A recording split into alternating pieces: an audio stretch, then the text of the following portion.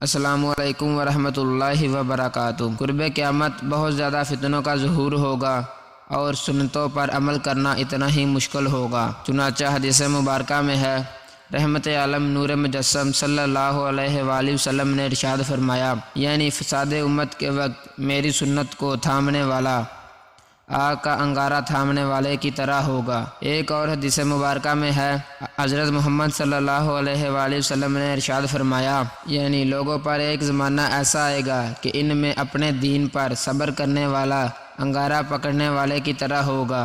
حکیم الامت حضرت مفتی احمد یار خان رحمۃ اللہ علیہ اس حدیث مبارکہ کے تحت فرماتے ہیں، یہ زمانہ قرب قیامت کا ہوگا جس کی ابتدا آج ہو چکی ہے۔ فی زمانہ دیندار بن کر رہنا مشکل ہے۔ آج داڑھی رکھنا، نماز کی پابندی کرنا درد برا ہو گیا ہے۔ سود سے بچنا تو تقریباً ناممکن ہی ہے۔ مزید فرماتے ہیں، آج ہاتھ میں انگارہ رکھنا بہت ہی بڑے صبر کا کام ہے۔ یوں ہی اس وقت کامل مسلمان بننا سخت مشکل ہو گیا ہے۔ اب ذرا سوچئے، مفتی صاحب کی بیان کردہ شرح میں ہمارے لیے بہت کچھ عبرت کا سامان ہے، اور یہ انہوں نے اپنے دور کے بارے میں تقریباً 55 سال قبل فرمایا، اور اب تو اس سے کہیں زیادہ گناہ ہوتے ہیں۔ یہ بات کسی سے ڈھکی چھپی نہیں کہ جو مسلمان بہن شرعی پردہ کرتی ہے، شریعت و سنت کے مطابق زندگی گزارنا چاہتی ہے، اور جو مسلمان بھائی سنتوں برا لباس پہنتے ہیں، سر پر امامہ شریف کا تاج سجاتے ہیں، شریعت و سنت کی پابندی کرنا چاہتے ہیں اور دیانتداری کے ساتھ اپنے فرائض کو ادا کرتے ہیں، حلال رزق کمانا چاہتے ہیں، ان کے لیے بھی سخت آزمائش ہے۔ ایک طرف تو معاشرے کے افراد ان بیچاروں کو طرح طرح سے ستاتے، ان کا دل دکھاتے اور ان کی حوصلہ شکنی کرتے ہیں، اور دوسری طرف نیک اعمال کی بجاوری میں نفس شیطان ان کو تنگ کرتا ہے۔ شیخ طریقت امیر اہل سنت بانی دعوت اسلامی حضرت علامہ مولانا ابو بلال محمد الیاس عطار قادری رضوی ضیائی نے اپنے ایک کلام میں ان حالات کی کچھ اس طرح عکاسی فرمائی ہے، تیری سنت پہ چلتا ہوں تو تانے لوگ دیتے ہیں، شہنشاہ مدینہ نفس بھی مجھ کو ستاتا ہے۔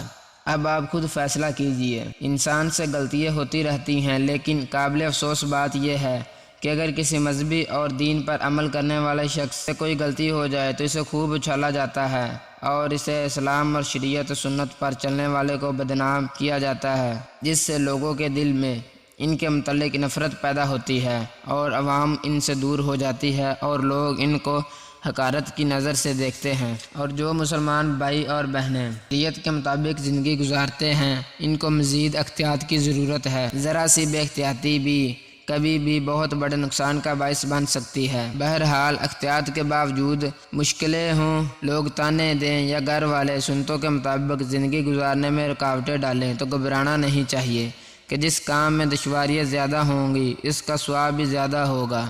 چنانچہ اس ضمن میں 2 حدیث مبارکہ سنیے اور خوشی سے جھوم اٹھیے۔ پیارے آقا صلی اللہ علیہ وآلہ وسلم نے ارشاد فرمایا، یعنی افضل ترین عبادت وہ ہے جس میں زحمت زیادہ ہو۔ اور ایک اور جگہ ارشاد فرمایا، سرکار مدینہ قرار قلب و سینہ صلی اللہ علیہ وآلہ وسلم کا فرمان ہے، جو فساد امت کے وقت میری سنت کو مضبوط تھامے اسے 100 شہیدوں کا ثواب ملے گا۔ حکیم الامت مفتی احمد یار خان نعیمی رحمۃ اللہ علیہ اس حدیث مبارکہ کی شرح میں فرماتے ہیں، کیونکہ شہید تو ایک بار تلوار کا زخم کھا کر پار ہو جاتا ہے، مگر یہ اللہ تعالیٰ کا بندہ عمر بھر لوگوں کے تانے کھاتا ہے، اللہ اور رسول کی خاطر سب کچھ برداشت کرتا ہے، اس کا جہاد اکبر ہے، جیسے اس زمانے میں داڑھی رکھنا اور سود سے بچنا ہے۔ اللہ تعالیٰ سے دعا ہے کہ اللہ تعالیٰ ہم سب کو قرآن و سنت کے بتائے ہوئے اصولوں کے مطابق زندگی گزارنے کی توفیق عطا فرمائے، آمین۔